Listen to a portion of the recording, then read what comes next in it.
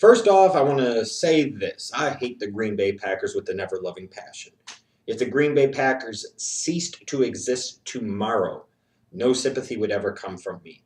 If there's anything I would ever want as much as seeing the Bears win the Super Bowl every single year, perhaps the second thing I would want every year is for the Green Bay Packers to go 0-16. I hate the Fudge Packers. I hate those cheeseheads with an ever-loving passion. I hate so many things about that organization. I hate their stupid fans, and especially the number of bandwagon fans that they gained during the mid-90s and beyond. There are a lot more Packer fans than there used to be 20 years ago, and I know this to be true. And a lot of these so-called alleged Packer fans know this to be true as well. However, I must say that I do respect the Green Bay Packers tremendously because unlike my Chicago Bears, they get it. Unlike my Chicago Bears, they are consistently good, which is a very, very tough thing to do in today's era of the NFL with the salary cap, with free agency.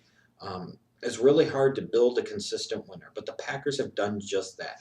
5 straight years in the playoffs. 5 straight years in the playoffs. A Super Bowl victory in the 2010 season. The next year they went 15-1. They've won 3 straight NFC North divisional crowns. 3 straight. And I didn't think it was going to happen this year once we got about a little more than halfway through the season. I thought for sure there was going to be a new king at the top of the NFC North. And you know what's funny is when you look at the Green Bay Packers, what's the one consistent ingredient that keeps them in that position year in and year out? And that is, to me, you could say Mike McCarthy, who's been there for part of that. And I think he's an incredibly important piece of this as well. But ultimately, it begins, middles, and ends with your franchise quarterback, Aaron Rodgers, who I feel is the best quarterback in the National Football League. And I truly mean that. When you look at Aaron Rodgers, you see a guy that elevates the play of others around him. And whenever you're facing an Aaron Rodgers-led team, you're always concerned about the fact that he's got you right where he wants you, and he could lead his team to victory.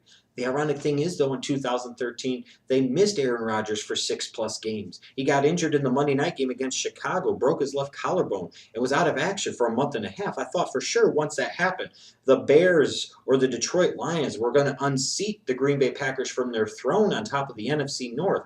And even a couple weeks left in the season, it looked like that was going to be the case. I mean, for God's sakes, they were playing Seneca Wallace and then Scott Tolzien and then Matt Flynn at quarterback.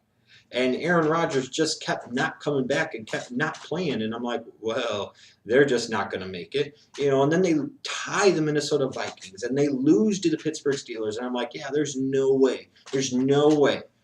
But then they were in a position, thanks in part to the Detroit Lions' utter collapse in the last few games of the season and the Bears' collapse against Philadelphia.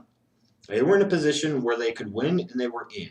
And as soon as I found out that Aaron Rodgers was going to start for the Green Bay Packers, I said, oh, God, the Bears season is over. And I knew it. Because the bottom line is the Bears cannot beat Aaron Rodgers. And Jay Cutler in particular cannot beat Aaron Rodgers. You can say whether that's due to just his individual performance or not. The bottom line is history doesn't lie. The only stat that matters is that the Bears under Jay Cutler are 1-9 now against Aaron Rodgers and the Green Bay Packers. So week 17 at home, the Bears lose to the Green Bay Packers again. Not as painful as the 2010 NFC Championship game loss, but still pretty painful in and of itself. So this team found a way, with a defense ranked 26th in the NFL, without their franchise quarterback for a month and a half, to still be able to tow the ship and keep afloat just long enough to get Aaron Rodgers back and make the playoffs. And they made the playoffs. They gave San Francisco a tough game at home at Lambeau before the 49ers ultimately prevailed. But the Packers had a chance to win that game too. They really are the gold standard in that division. And to me, they will continue to be so until proven otherwise, in large part because they have Aaron Rodgers.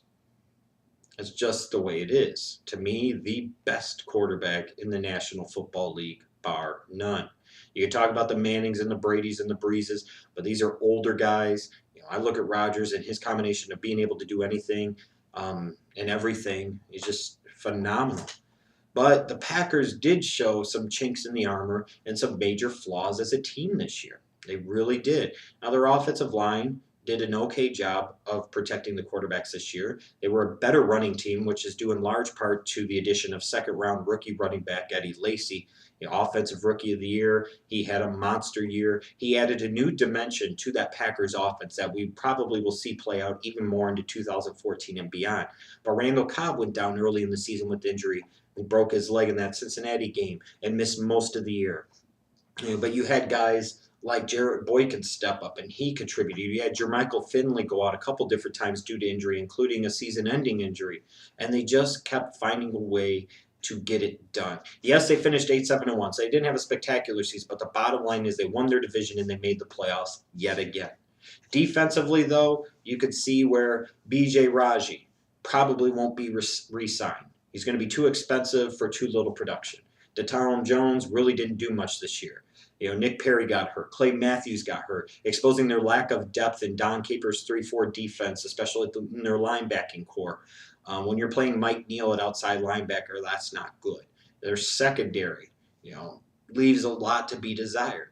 You look at this Packers team heading into this offseason. Yes, they've become the gold standard in the NFC North, but if they're not careful, they won't be much longer because they do have Detroit and they do have Chicago breathing down their necks. It's going to be a very important offseason for this Packers organization to plug in some key pieces and address some big gaping holes. On the offensive side of the football, they have some needs just like they do on the defensive side of the football. I don't think the Packers could go into this offseason, and in particular into the draft, just looking to strictly address defense because they have some areas of concern on offense. Jermichael Finley, free agent, probably won't be brought back. And even if you were thinking about it, is he even going to be able to play anymore due to the serious neck injury that he suffered? James Jones, wide receiver, 30 years old, free agent. Are you really going to bring him back? Are you really going to pay him the type of money that it would require for you to keep him with his kind of inconsistent on-again, off-again production?